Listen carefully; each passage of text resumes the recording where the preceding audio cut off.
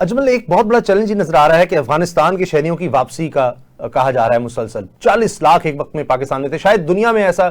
کوئی اور ملک نہیں ہوگا جس نے 40 لاکھ لوگوں کو اتنے عرصے تک، شاید 40 لاکھ لگ بھگ 40 سال لگ بھگ ان کو رکھا ہو ساتھ. بہت بڑی پاکستانیوں کی قربانی ہے، بڑی بات ہے، بہت اچھی بات. اب جب واپسی کا مرحلہ ہے تو یہ تو دہشت گردوں کے لیے ایک اپرچونٹی بنتی نظر آ رہی ہے کہ وہاں افغانستان میں بے روزگاری اتنی ہے، غربت اتنی ہے، برا حال ہے، اکانومی ہے نہیں. تو یہ جو جائیں گے نوجوان تو ان کو ایکسپلائٹ کرنا بڑا آسان ہے کہ جی وہ دیکھو زبردستی نکال دیا، اچھا وہاں تو بڑا ٹھیک تھا، یہاں کوئی کام بھی نہیں ہے کرنے کا، آؤ ہم تمہیں پیسے دیتے ہیں، سارا کچھ دیتے ہیں، کام یہ کرنا ہے کہ تم بدلہ لے لو. پاک فوج کی پریس کانفرنس میں کچھ فگر آئے جو اس بات کا ثبوت ہیں کہ کس طرح سے افغان نوجوان بھی استعمال ہوتے ہیں. میرے خیال کو 30 کے قریب تو خودکش حملہ آور ہیں جن کا تعلق افغانستان سے ہے، جو اس سلسلے میں یعنی انہوں نے خودکش حملے کیے. کوئی 160 قریب وہ لوگ ہیں جو مارے گئے دہشت گردی کرنے آ رہے تھے افغان بارڈر قریب. تو یہ تو اس بات کا ایویڈنس ہے کہ نہ صرف ان کی سوائل جو ہے وہ سیف ہیون ہے for terrorist like T T P, but also their own youth and their own citizens are involved in terrorism, that too against Pakistan, state of Pakistan. لیکن جو آپ ابھی بات کر رہے تھے ریفیوجیز کی، مہاجرین کی، میں بار بار فوکس نیشنل ایکشن پلان پہ اس لیے کر رہا ہوں کہ یہ واحد ایک شے ہے جس کے اوپر سیاسی جماعتوں کا اتفاق رائے تھا. بالکل صحیح. تو اتفاق رائے کے اوپر جو ان کی باعزت واپسی ہے ہمارے بہن بھائیوں کی، مسلمان ہیں ہمارے لیے قابل صد احترام مہمان، یہ بھی طے شدہ امر تھا نیشنل ایکشن پلان میں، دونوں میں، 14 میں بھی اور 21 والے میں بھی، کہ ان کی جو واپسی ہے اس کو کیسے یقینی بنایا جائے گا اور اس کے اوپر اتفاق رائے تھا. اب سوال یہ پیدا ہوتا ہے کہ جب دونوں بار سیاسی جماعتوں نے اتفاق کیا کہ ان کی پرامن واپسی کو یقینی بنانا ہے، تو اب آ کے اچانک ایک جماعت کو یا دو جماعتوں کو یہ کیوں سوچ رہا ہے کہ یہ کام غلط ہے؟ جب یہ طے کیا تھا کہ دہشت گردی کے خلاف زیرو ٹالرنس ہوگی، تو اب کیوں اس کے لیے گنجائش پیدا کی جا رہی ہے؟ جب یہ طے کیا گیا تھا کہ کاؤنٹر فائنینسنگ، ٹیررزم فائنینسنگ کو کرب کرنا ہے، تو اب اس کو کوئی اور رنگ کیوں دیا جا رہا ہے؟ لیکن اس سب میں جو دقت ہے اسامہ صاحب، وہ اصل میں جس علاقے میں بھی دہشت گردی ہو، چاہے وہ کے پی ہو، بلوچستان ہو، جب تک وہاں کے شہری، وہاں کی قبائل، وہاں کے سیاسی عمائدین اور پولیٹیکل ریپرزنٹیشن وہ یکسو ہو کر ریاست کے ساتھ نہ ہو، تب تک مسائل یہی ہوتے ہیں جو ہمیں درپیش ہیں. اور یہی میرے ملک کی ریاست اور سیاست کا سب سے بڑا انفارچونیٹلی المیہ ہے کہ ہم وہ کنسنسس ابھی تک بلڈ نہیں کر پائے، ڈسپائٹ دی فیکٹ کہ نیشنل ایکشن پلان کے اوپر وہ کنسنسس لکھا ہوا تو دکھائی دیتا ہے،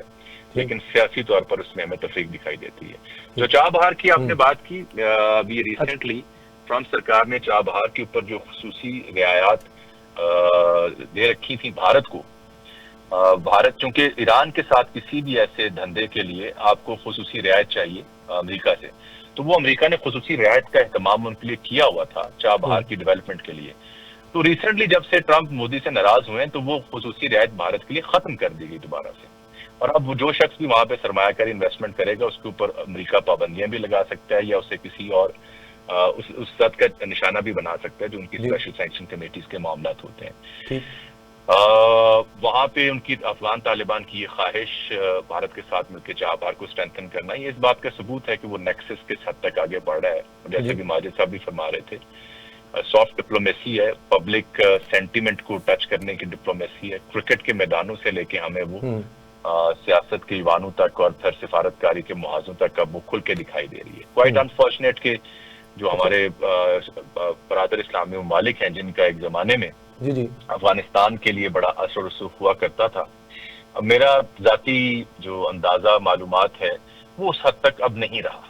وگرنہ افغانستان کے کابل کے معاملات میں عرب اسلامی ممالک میں کچھ نمایاں جو ممالک ہمارے دوست ہیں ان کا بڑا اثر و رسوخ تھا، ہر لحاظ سے، مذہبی لحاظ سے بھی اور اخلاقی، سیاسی، معاشی. صحیح کہہ رہے ہیں. قطر کا دیکھیے نا، جو امریکہ کے ساتھ معاہدہ ہوا طالبان کا، افغان طالبان کا، قطر اس میں ہمیں نظر آتا ہے آگے، اور بھی یو اے ای، ظاہر سعودی عرب سب کے تھے، ٹھیک، وہ نہیں رہا. جی میں وہ یہ کہہ رہا ہوں کہ جو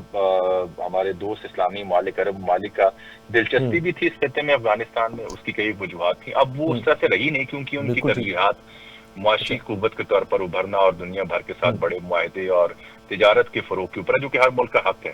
रह गई चीन की बात, तो चीन के साथ मिलके मुल्ला मुत्तकी भी दिखाई दिए, सागडार भी दिखाई दिए, चीनी वज़ीर ख़ारिजा भी बीजिंग में दिखाई दिए।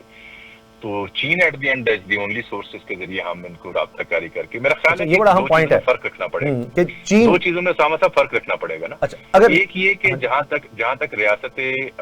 अमारात इस्लामिया यानी तालिबान सरकार को डील करना है, तो उसके ऊपर तो हमें ये क्लियर होना चाहिए कि वो हम इंगेजमेंट के जरिए करेंगे, सिफारती दबाव के जरिए, बातचीत के जरिए, सबूत के जरिए करेंगे। दूसरा पहलू है दहशत गर्दी के, जैसे टीटीपी या दीगर दहशतगर्द तंजीमें। ऑब्वियसली जिन्होंने हथियार उठाया आपकी रियासत के खिलाफ, जवाब वही होगा, फिर